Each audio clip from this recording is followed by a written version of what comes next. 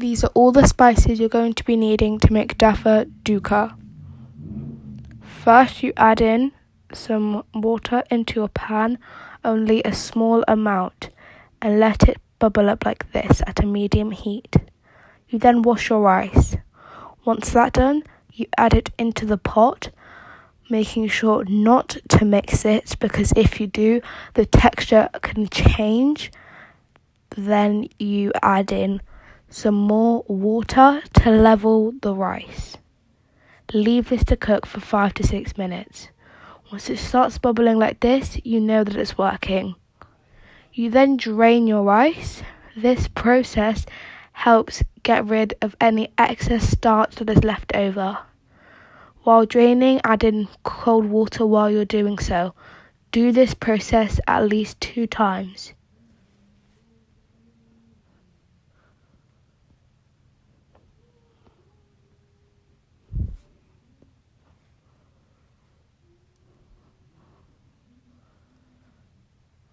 Once your rice is drained, you add it back into your pot.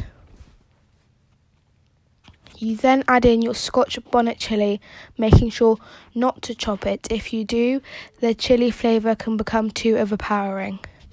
You then add in your curry powder into the mixture as well. Put this in at a slow pace. You then add in your other seasonings as well. Put that also in at a slow pace, as you don't want to put too much in and you don't want it to all overflow the beautiful flavour of the rice. You then add in some hot kettle water into your pot. This helps all the flavours to simmer.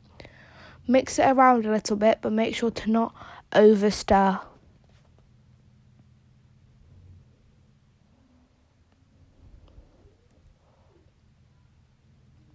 Now it's cooked, take out your Scotch bonnet chilli, as all of the flavours in it have already been released into the rice. You add in oil to the pan and get your fresh frozen peas and add that into the fire as well. Make sure that your pan is at a high heat. Now it's time for vegetable prep. You dice your green bell peppers. Then you slice and dice your yellow bell pepper as well. You get your red pointed pepper and also cut that. You dice your onions as well.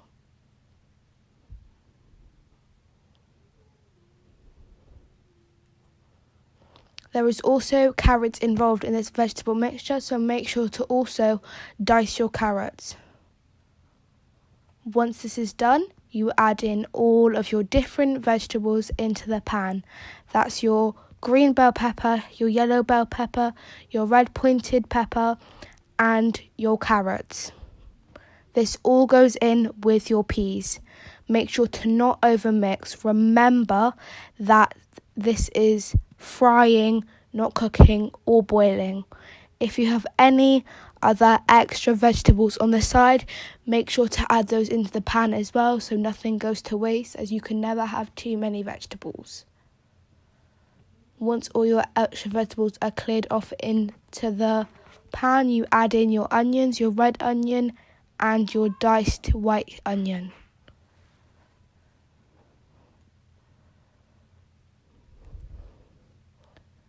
Make sure when you're mixing that you're not over mixing.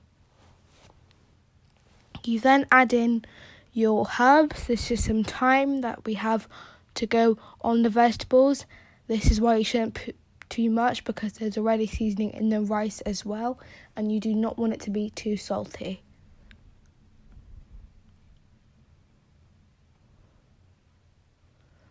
You add in your other seasonings as well on top of your thyme and all your herbs.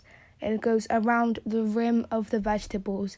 If you have any other excess oil, like as we have in the middle of the pan, you use a spoon to take it out and put it in a bowl on the side. This gets rid of any extra oil that you have.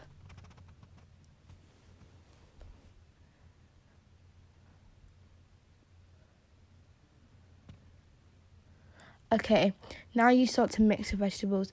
Please, please, please do not over mix. Now, as you can see, the vegetables are cooked. All excess oil that's not needed is out, and they are frying, not boiling or cooking, and your rice is ready.